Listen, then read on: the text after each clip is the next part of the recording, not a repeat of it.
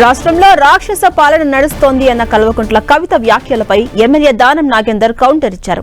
రాష్ట్రంలో ప్రజా పాలన నడుస్తోందని తెలిపారు. సీఎం రేవంత్ నేతృత్వంలోని కాంగ్రెస్ పాలన దేశానికే ఆదర్శమన్నారు. కవిత వ్యాఖ్యలను ఖండించిన దానం సొంత తండ్రిని రోపోగా అభివర్ణించడం తగదన్నారు. తల్లిదండ్రులను గౌరవించుకోవాలని హితవు పలికారు.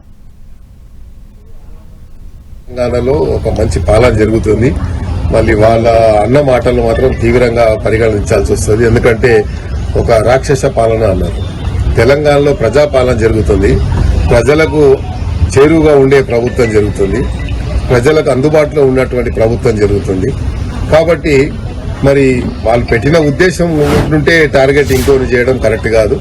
ఎందుకంటే మరి సొంత తండ్రినే రోబోలోగా మారిపోయింది అన్నారు.